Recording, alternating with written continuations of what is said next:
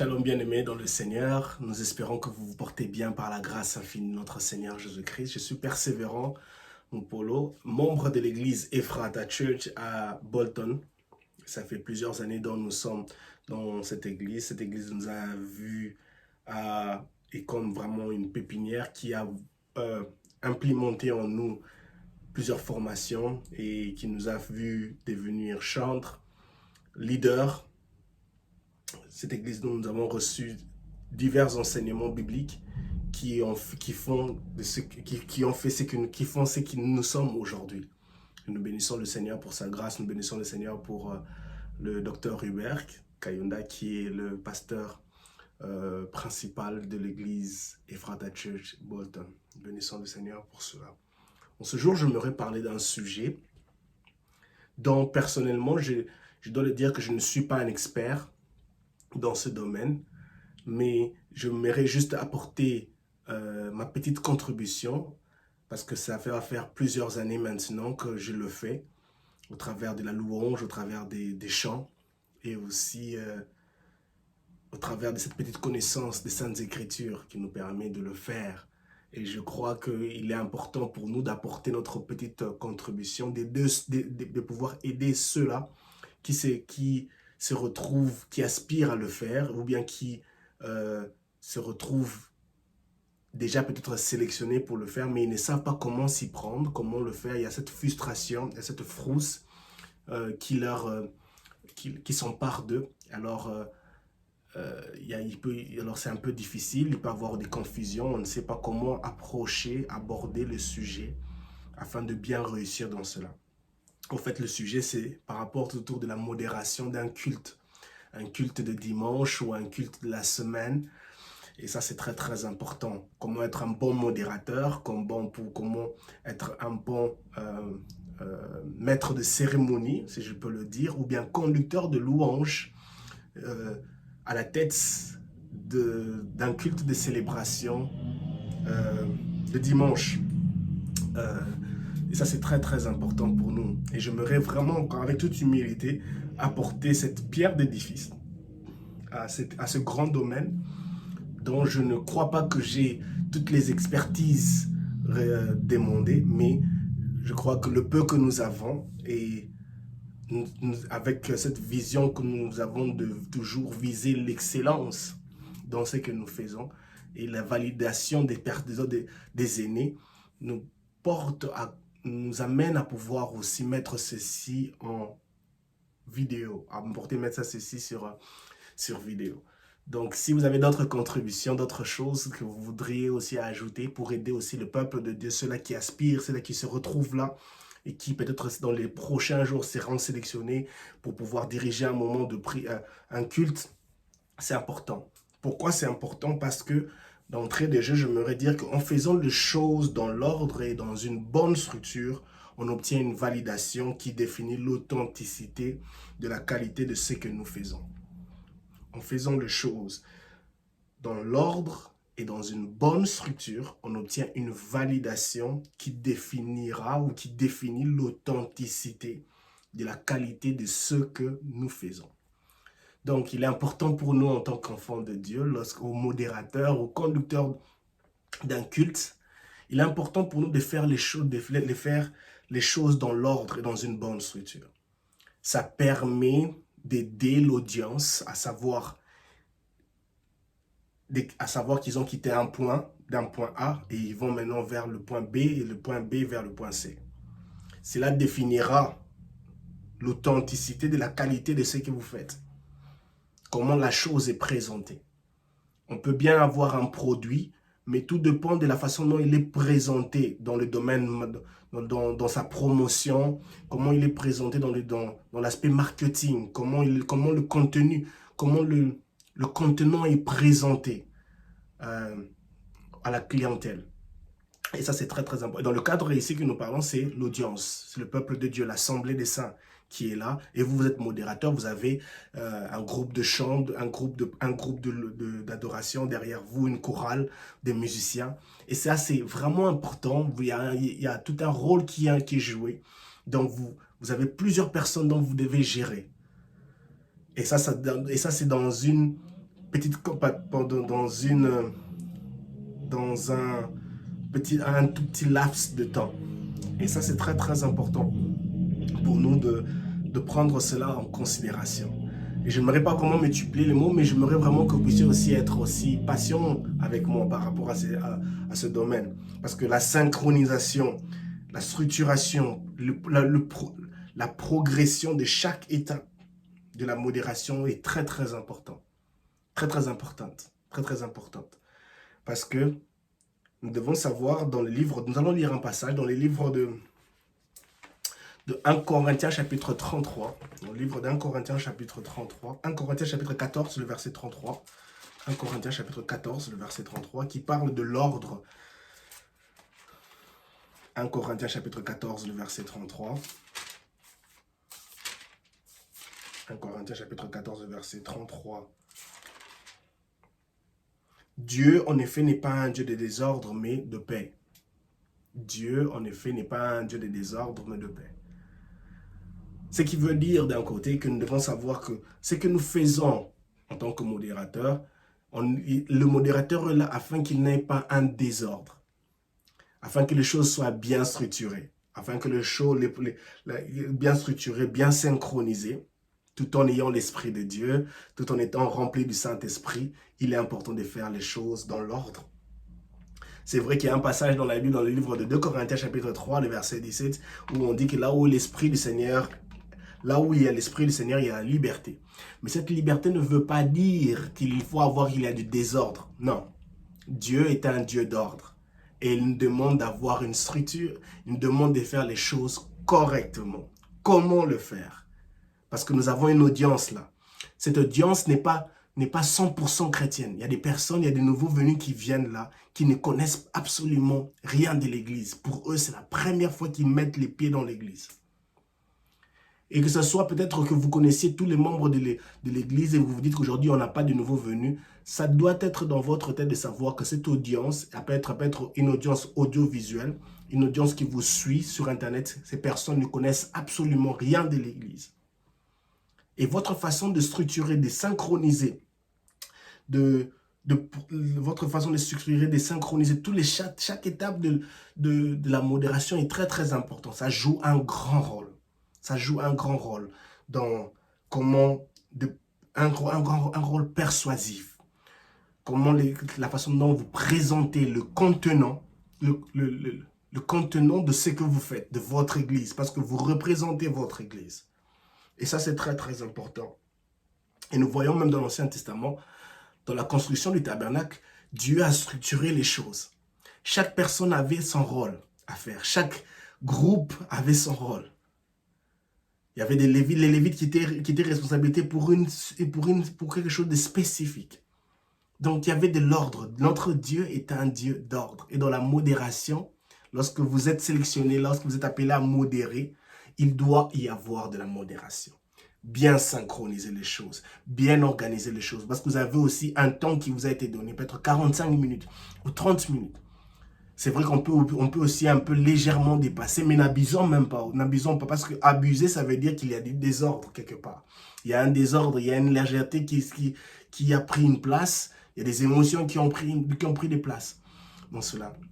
Et ça, c'est très, très important pour nous de prendre cela en considération. Donc, voilà un peu mon introduction par rapport à cela.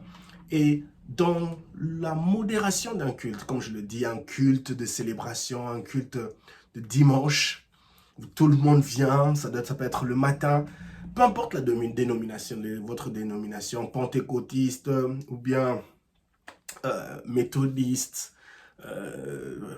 réveil, tout ce que vous voulez dire, c'est vraiment important. Il y a des étapes qui doivent être suivies. Et ça, c'est très, très important. La première étape que moi, j'ai même classée dans mes notes ici, c'est l'accueil. Ça, c'est la première étape, l'accueil.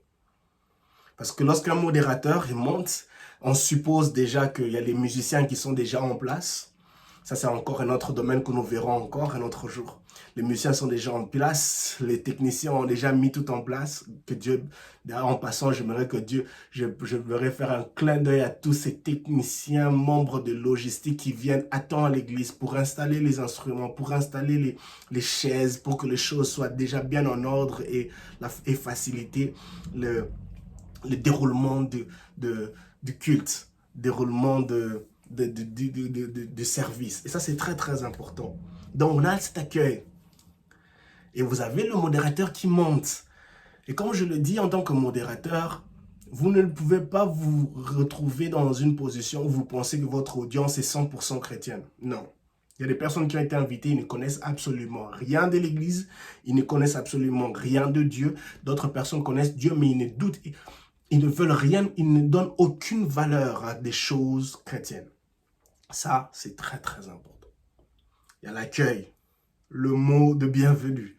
Vous avez le modérateur qui monte sur l'estrade, qui est là devant la chair, un mot de bienvenue. Shalom bien-aimé dans le Seigneur.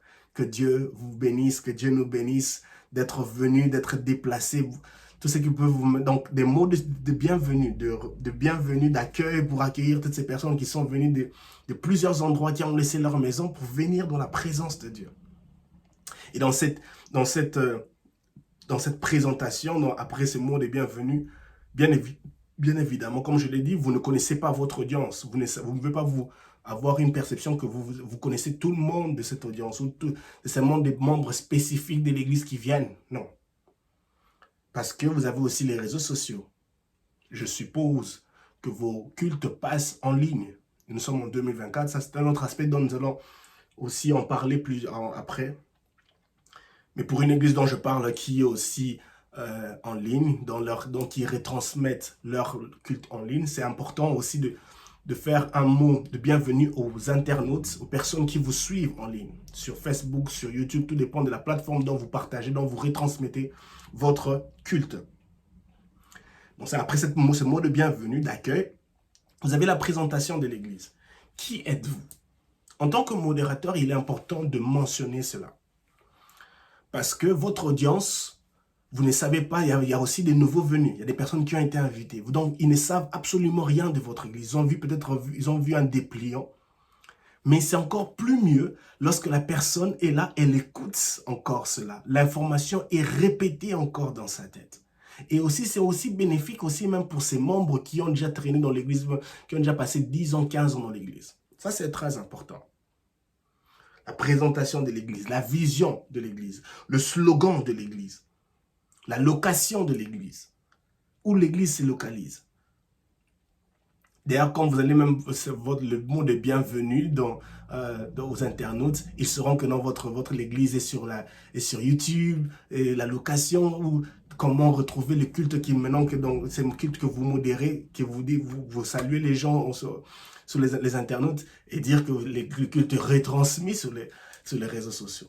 Ça, c'est important. C'est quelque chose qu'on ne peut pas aussi esquiver. Ça, c'est quelque chose qui doit être mentionné. La vision de l'église, la présentation de l'église. Qui êtes-vous?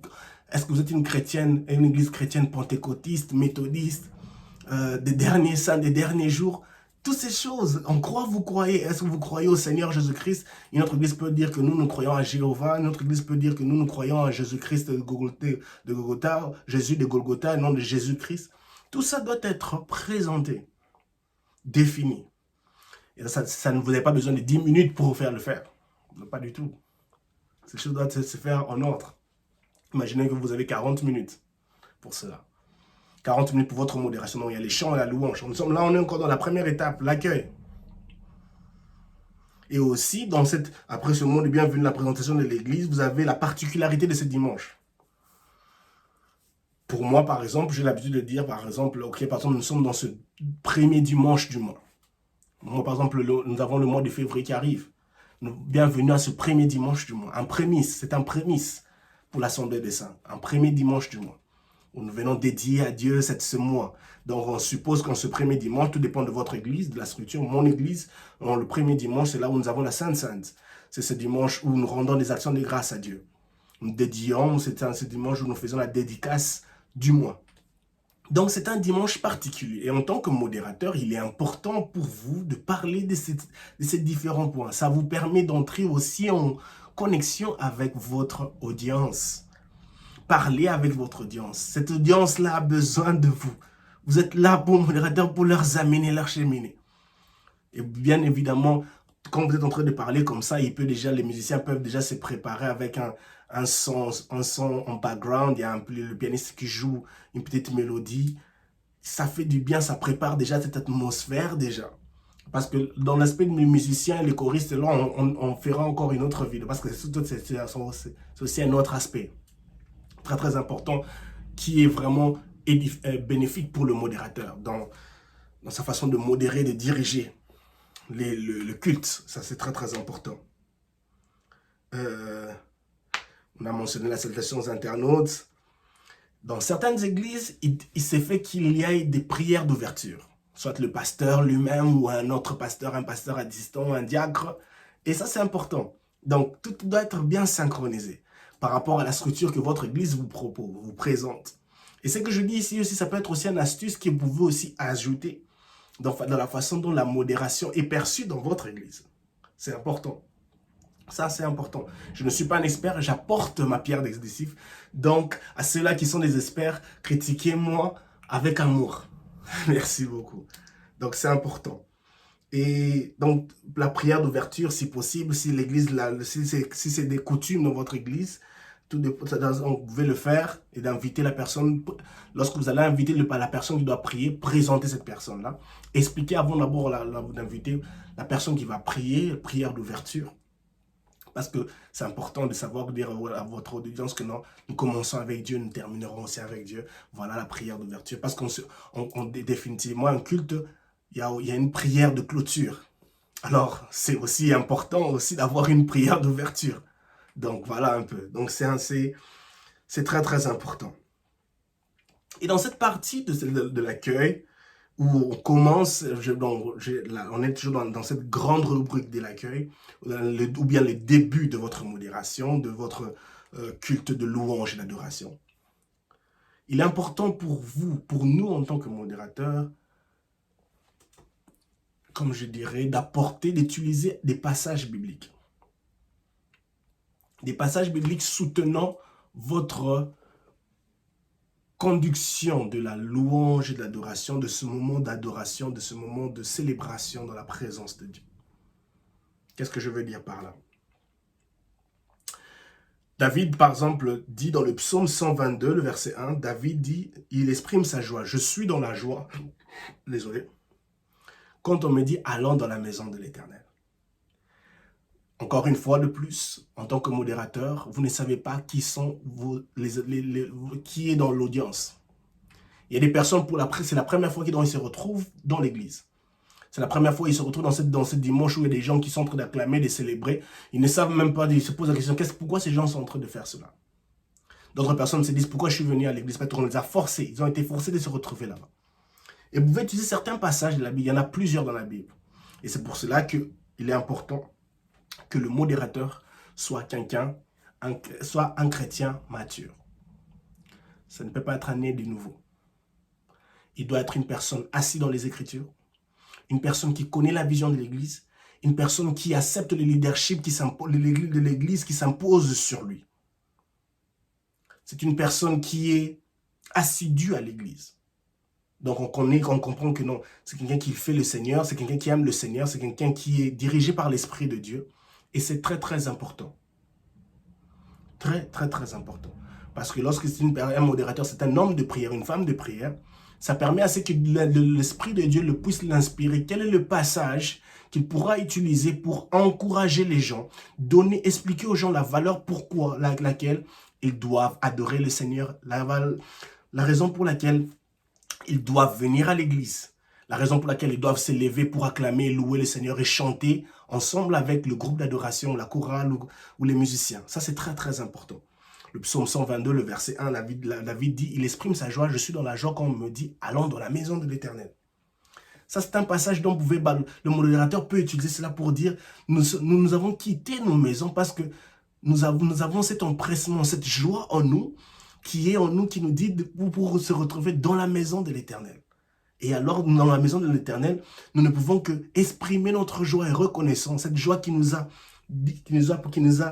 motivés, qui nous a pris de la maison jusqu'ici, dans la maison de l'Éternel, dans le temple. Nous avons le psaume 118, le verset 1.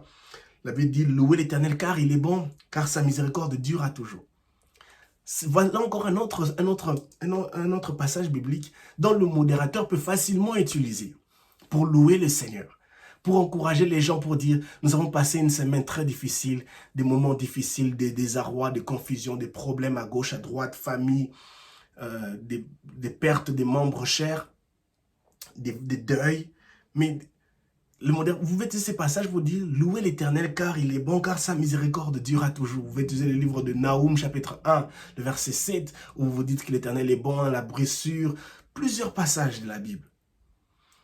Pour encourager votre audience qui se trouve là. Elle se retrouve là, elle vient, il y a ces personnes qui viennent pile à l'heure, 14h30, 7h30, 10h30, où le premier culte commence.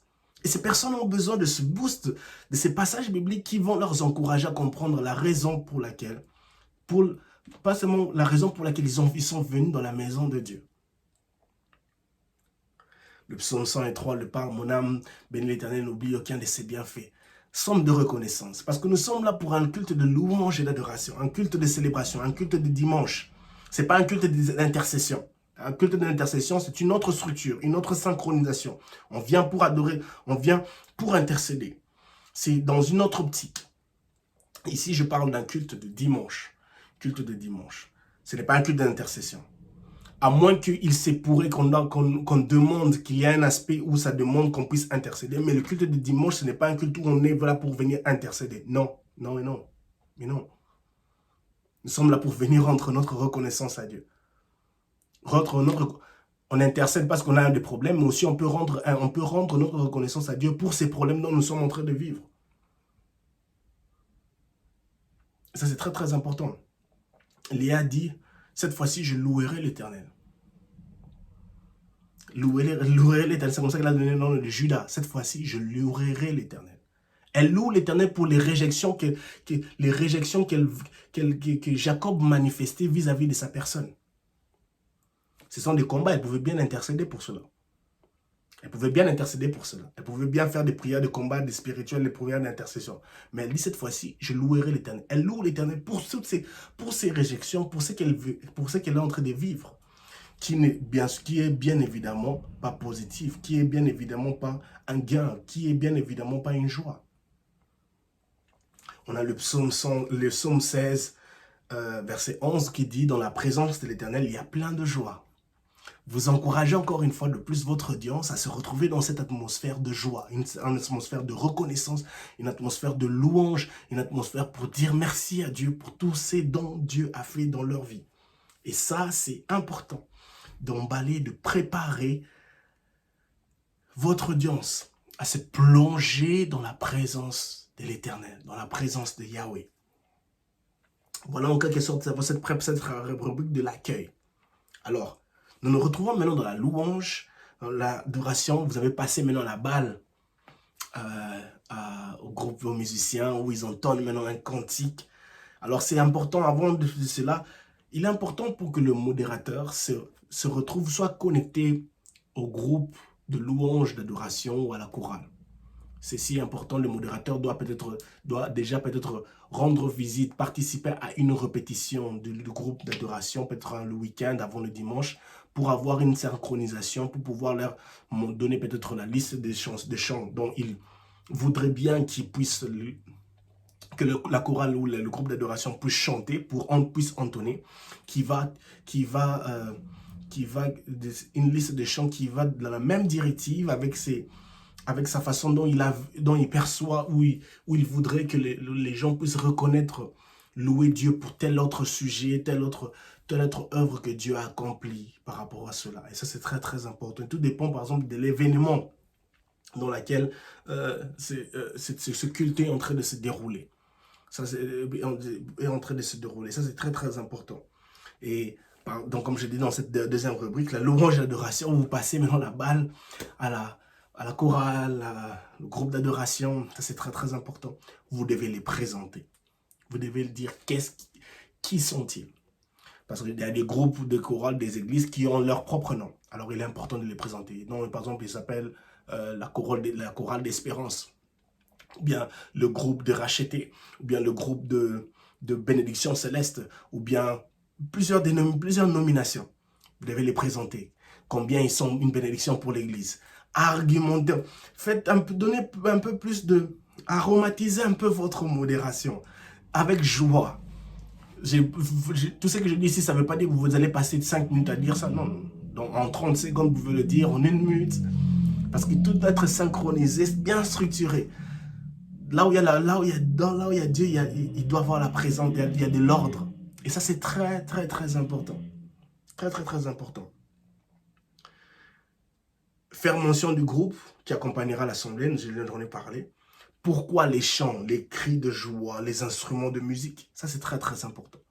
D'autres personnes, ils peuvent surtout dans une assemblée, ils se posent la question, mais pourquoi ces gens sont en train de crier? Pourquoi ces gens sont en train d'acclamer? Pourquoi il y a des cris, il y a des musiciens et tout, si l'église devait être quelque chose, une place où c'est calme, où on vient apprendre? Pourquoi cela?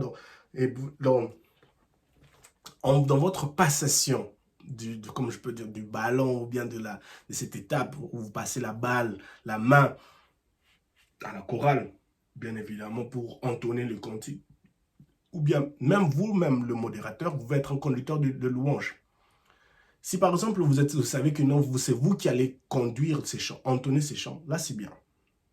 C'est aussi encore un avantage. Mais si par exemple, en tant que modérateur, vous ne savez pas chanter, il est important pour vous de savoir que non, vous dépendez de ces conducteurs de louanges-là. Et vous, en tant que modérateur, vous devez avoir une certaine attitude. On en parlera encore vers la fin de cette vidéo. Ça, c'est très, très important. Si vous ne savez pas chanter, ne chantez pas en même temps que le groupe. Vous pouvez chanter, mais sans le micro, sans tenir le micro. C'est afin que ne puissiez pas détruire l'harmonie musicale qui favorise, qui bénit cette atmosphère de louange dont les peuples de Dieu est en train de bénéficier. C'est très important. Modérateur, ne soyez pas une pierre d'achoppement pour le peuple de Dieu, pour les musiciens, pour les choristes, pour les chantres, pour l'audience. Si vous ne savez pas chanter, vous n'avez qu'à mettre votre micro un peu plus, éloigner votre micro et chanter ensemble comme dans l'assemblée. Et si vous voulez dire quelque chose, c'est là que vous rapprochez votre micro. Ça, c'est un astuce, c'est important à mentionner. Pourquoi les chants, pourquoi les cris, les instruments de musique? Le psaume 147, le verset 1 le dit, « Célébrez notre Dieu en musique ». Ça, c'est le psaume 147, verset 1. Là, j'ai paraphrasé, « Célébrer notre Dieu en musique ». Donc, c'est-à-dire qu'en musique, c'est-à-dire que la personne qui joue la musique et puis les personnes qui écoutent cette musique expriment leur reconnaissance, leur joie, leur plaisir, leurs sentiments, leur ressenti vis-à-vis de ces belles mélodies, vis-à-vis de ces belles voix qui sortent, qui argumentent, qui agrémentent cette atmosphère, qui donne une harmonie dans cette ambiance céleste, dans cette ambiance divine dans l'assemblée des saints. Et Éphésiens chapitre 5, le verset 19 à 21, j'aimerais que nous puissions les lire dans le livre d'Éphésiens chapitre 5, le verset 19 à 21. L'apôtre Paul en mentionne, l'apôtre Paul parle de cela. Pourquoi les chants, pourquoi ceci, pourquoi cela? Éphésiens chapitre 5, verset 19 à 21. Nous allons les lire, 19 à 21. L'apôtre Paul dit, « Ainsi, vous vous en tiendrez par les chants, des psaumes, d'hymnes et des cantiques inspirés par l'Esprit. Vous louerez le Seigneur de tout votre cœur par vos chants et vos psaumes. À tout moment et pour toute chose, vous remercierez Dieu le Père au nom de notre Seigneur Jésus-Christ. Parce que vous avez la crainte de Christ et vous vous soumettrez les uns les autres. » Ça, c'est très, très important. À tout moment, il dit bien à tout moment, inspiré par l'Esprit, des cantiques, des psaumes, des psaumes, des hymnes, des cantiques inspirés par l'Esprit, vous louerez le Seigneur de tout votre cœur par vos chants et vos psaumes à tout moment et pour toute chose. Ça, c'est très, très important. Donc, nous utilisons ces chants, ces hymnes, ces psaumes, ces cantiques inspirés nous utilisons au travers des chants, au travers des chants, par vos chants et vos psaumes, à tout moment et pour toute chose. Donc, c'est la raison pour laquelle les personnes seront en train de louer les seigneurs et vous informez cela, vous dites cela. Vous pouvez utiliser un de ces passages pour encourager l'ambiance, l'audience, s'il vous plaît, à s'élever, à se mettre debout et à commencer à adorer, à chanter ensemble avec le groupe d'adoration. Ça, c'est important. C'est très, très, très important. C'est très, très important. Et encourager l'audience à s'élever, à chanter ensemble, à acclamer, à pousser des cris de joie. Et je crois bien que le conducteur de louange, ou bien si c'est vous, vous saurez comment le faire. Vous saurez comment encourager votre audience et même le changement de chant. Il y a cette transition-là qu'il est important pour le modérateur de ne pas laisser des vides. Quand je parle de vides, c'est-à-dire des vides qui sont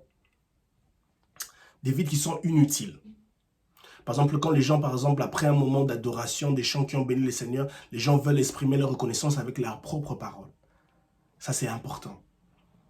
Vous devez être présent et aussi un peu absent. Quand je parle présent, là, c'est au micro. Présent au micro, peut-être avec des paroles, des petites prières, et aussi absent, pour laisser aussi l'assemblée aussi prier. Votre attitude, votre façon de vous présenter, de vous tenir, est une image, est un exemple dont l'assemblée, l'audience cherche à imiter. Si l'assemblée vous voit en train de prier, vous, modérateurs, les yeux fermés ou bien en train de chanter, en train de prier, ils vont suivre cela. Ils vont vous suivre parce que vous êtes le maître de cérémonie. Et ça, c'est très, très important. C'est très, très, très important. Donc, vous devez être à la fois présent et aussi absent. Ne soyez pas aussi trop présent, ne soyez pas aussi trop absent. Donc, vous devez être vraiment dans une balance équilibrée. Ça, c'est vraiment très, très important afin que ce moment de louange et d'adoration soit un moment réussi. Ça, c'est vraiment très, très important. Si vous vous apprêtez à modérer, c'est la première fois, ne soyez pas frustrés. Je vous donne tous ces conseils ici afin que vous puissiez, que ce soit une réussite. Ça peut être, la première fois, ça peut être peut-être pas réussi à 100%, mais au moins avec ces conseils que je vous donne, vous pouvez réussir à 65% ou à 55%. C'est déjà un bon départ. Je vous encourage de le faire parce que servir Dieu, c'est une bonne décision, c'est un acte louable. Gloire à Dieu. Donc, évitez les moments inutiles. Ça, c'est très, très important. Le modérateur, soyez présent, soyez aussi absent. Ne soyez pas trop présent et ne soyez pas aussi trop absent. Le modérateur, dans votre façon de tenir le micro, et soyez aussi très vigilant en cela. Parce que vous devez aussi savoir quel est le volume que votre micro a. Est-ce qu'il est très fort lorsque vous rapprochez votre micro? Soyez attentif au son. Et en tant que modérateur, ne soyez pas un modérateur qui somnole, qui est figé seulement sur un seul angle. Non, vous soyez un modérateur qui passe en revue tous les coins et recoins de l'assemblée, de l'audience. Que vos regards fixent les membres, votre audience. Ça, c'est très, très, très important. Parce qu'ils vous regardent, ils vous écoutent. Donc, l'audience fera ce que vous leur demandez de faire. C'est vraiment c'est vraiment important. Le moment de modération n'est pas un moment de prédication. Ça, c'est un autre aspect. Le moment de modération, ce n'est pas un moment de prédication, mais un moment de reconnaissance à Dieu. C'est un moment où vous encouragez les gens à rendre grâce à Dieu. Vous pouvez utiliser plusieurs passages de la Bible, plusieurs choses, plusieurs aspects, plusieurs inspirations pour encourager les membres, le peuple de Dieu à louer Dieu. Ce n'est pas un moment de prédication. Ce n'est pas un moment de prédication. Et ça, c'est très, très important. Et le modérateur, si vous ne savez pas chanter, comme je l'ai dit, si vous ne savez pas chanter, ne chantez pas. Savoir maîtriser et gérer les musiciens, les chantres, la musique. Ça, c'est très, très important. Lorsque la musique est trop haute, lorsque, par exemple, vous voulez dire quelque chose, là, il y a un changement de musique. Pendant que les musiciens sont en train de changer, où le volume diminue, vous, en tant que conducteur de louange, vous, en tant que modérateur, vous devez être apte de pouvoir vous adresser à l'audience. Ne pas être trop présent, ne pas aussi être trop absent. Mais que l'audience sache pourquoi il y a ces changements. Pourquoi la musique a été arrêtée. Pourquoi maintenant il y a une nouvelle mélodie qui joue. Dans cette attente-là, vous, modérateur, vous devez être présent. Vous devez encourager, peut-être avec des psaumes, avec des hymnes, avec des paroles, inspirées par le Saint-Esprit, qui vous aidera, avec des paroles ou des passages qui préparent par exemple, la chanson qui vient, la chanson qui va maintenant se jouer. Si par exemple une chanson qui a trait à l'œuvre de la croix, puisque vous êtes modérateur, donc vous êtes aussi informé de cette liste de chants, vous préparerez l'assemblée peut-être en mentionnant un passage qui fait trait à l'œuvre de la croix, en mentionnant les avantages de l'œuvre de la croix. Par exemple, vous pouvez parler par exemple de Romains chapitre 5, le verset 8, Christ est mort pour nous. L'œuvre de la croix. Bénir Dieu pour l'œuvre de la croix. Donc tout doit bien être synchronisé. Et le modérateur doit être une personne solide. Parce qu'on ne connaît pas toujours tout ce qui va se passer. Il peut y avoir des imprévus. Le modérateur doit être une personne solide, une personne qui ne vacille pas, une personne qui ne tergiverse pas, une personne qui ne se laisse pas emporter par les émotions. Il faut vraiment être solide, c'est très très important. Donnez de la valeur à ce que vous faites parce que vous présentez une image et une image à une audience qui est présente, mais aussi la plus difficile, c'est cette audience-là qui vous regarde sur les réseaux sociaux. Ça, c'est vraiment très très très important. C'est vraiment très très très important. Chaque étape doit être introduite. Ça, c'est vraiment important. Je l'ai dit, ce n'est pas un moment d'intercession, le modérateur, à moins que ce soit un culte d'intercession. Mais quand, par exemple, quand je parle d'un culte dimanche, on n'est pas là pour venir intercéder. On est venu pour adorer le Seigneur. L'intercession, chaque chose a son temps. La Bible le dit, chaque chose a son temps. Donc, chaque chose doit être bien synchronisée. Une synchronisation. Chaque chose a son temps. Chaque étape doit être introduite. Par exemple, je donne un exemple. Dans d'autres églises, dans la rubrique, dans le rôle du modérateur, il y a cette rubrique de culte où il y a des offrandes et témoignages.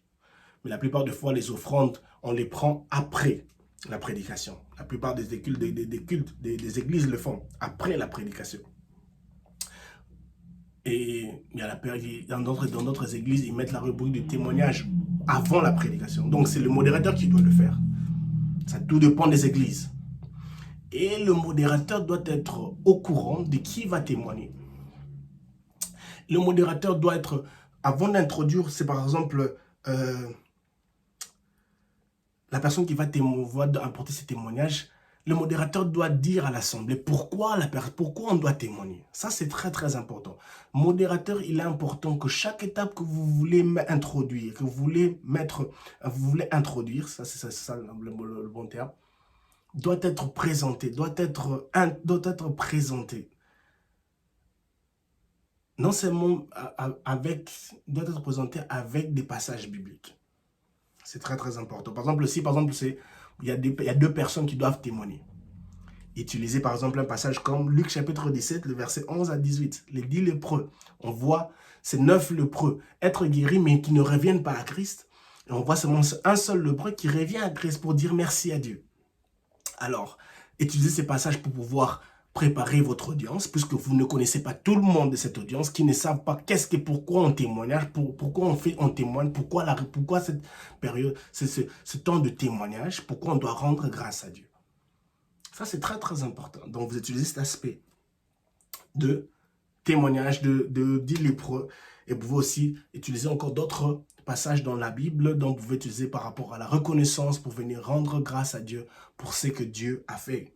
Et si par exemple on vous dit que vous devez aussi faire la rubrique des offrandes, ce n'est pas un problème. Il y a aussi soutenir cette étape des offrandes avec des passages bibliques. Malachie chapitre 3, le verset 10, où on dit apporter dans la maison de l'Éternel. Désolé. Vos offrandes et vos dîmes, tout ça. On voit aussi dans le Genèse chapitre 4, le verset 4, l'offrande d'Abel qui a été agréée par Dieu, qui est aussi dans le livre de Hébreux chapitre 11, le verset 6. Tous ces passages, c'est pour cela que je dis que le modérateur ne peut pas être un nouveau chrétien, un nouveau-né. Le modérateur doit être une personne qui est remplie de l'Esprit de Dieu, une personne qui est assidue dans l'Église, une personne qui a fait qui a passé un bon temps, une bonne période de temps à l'Église, dont il connaît comment l'Église marche, la structure de l'Église, comment les choses avancent, comment les choses sont faites dans l'Église. Ça, c'est très, très, très important afin d'éviter des scandales, afin d'éviter des dégâts. Le modérateur doit être une personne assidue à la parole de Dieu, assidue au leadership, à l'autorité qui s'impose sur lui par ses dirigeants. Ça, c'est très, très important. Parce que vous ne pouvez pas avoir un modérateur qui est ennemi du pasteur principal. Il ne va rien présenter devant là.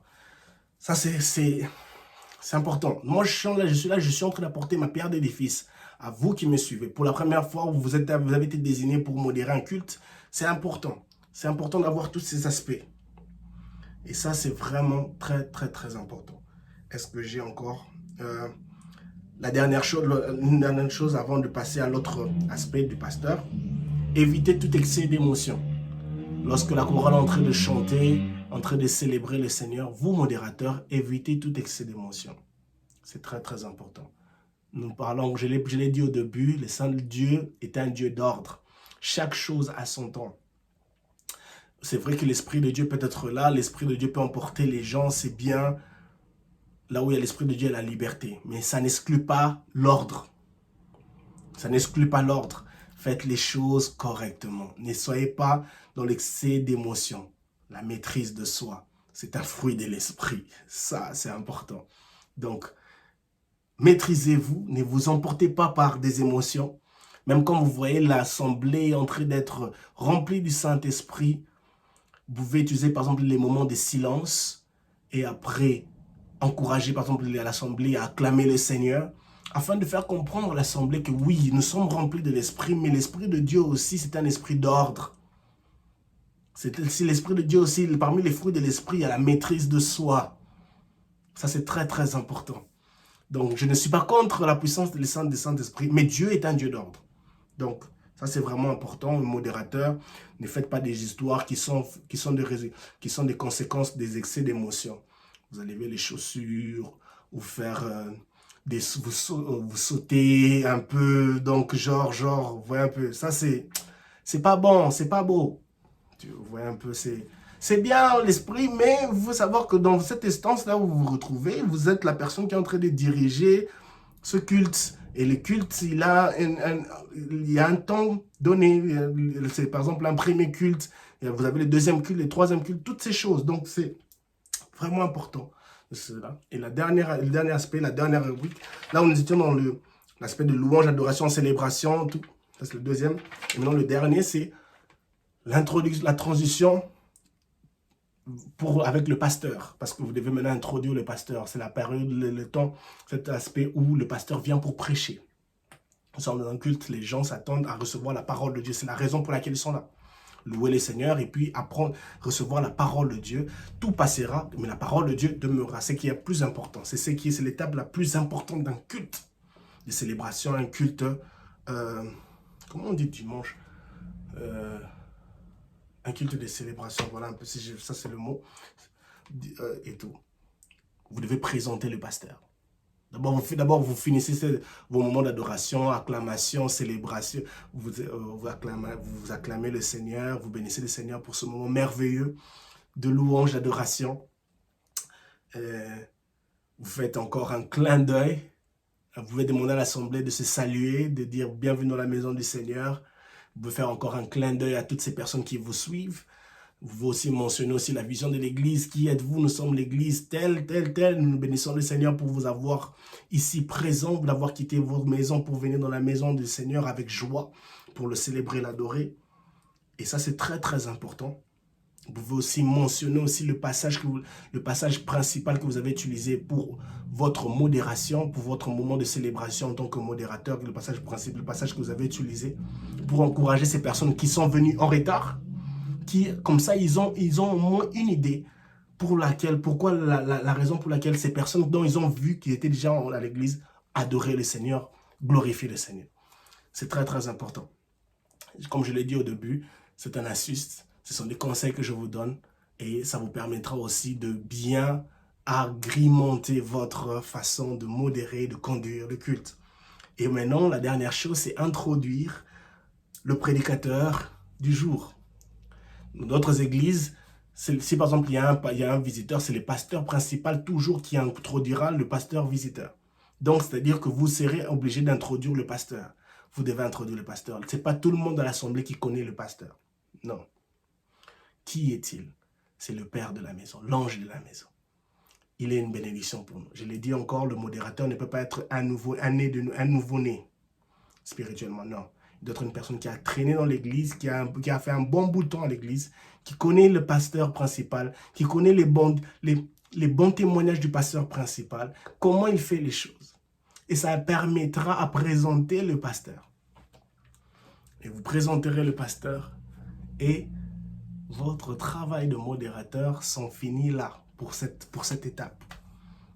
Donc voilà un peu, en quelques 45 minutes, ces conseils, ces astuces, ma contribution à ce grand aspect de, grand aspect de modération d'un culte, de rôle de modérateur, de conducteur de louange. Je ne connais pas tout, mais voilà un peu cette expérience, celle que j'ai appris après des formations, après plusieurs conseils, approches, et ça fait du bien. Ça permet à ce que les choses se font de la bonne manière. J'aimerais lire cette phrase dont j'ai écrit ici. En faisant les choses dans l'ordre et une bonne structure, on obtient une validation qui définit ou définira l'authenticité de la qualité de ce que vous faites. C'est très très important. Dans votre façon de modérer, vous obtiendrez une validation qui définira l'authenticité de la qualité de ce que vous faites. Faites les choses de la bonne manière, avec une bonne structure et dans l'ordre. Et vous obtiendrez des fruits, vous obtiendrez des bons résultats qui béniront le nom de Dieu, et les gens seront contents pour vous, béniront Dieu pour votre vie et ce que vous faites. Que mon Dieu vous bénisse. Posez vos questions, déposez un commentaire et nous n'hésiterons pas de vous aider avec joie. Que Dieu vous bénisse et shalom chez vous.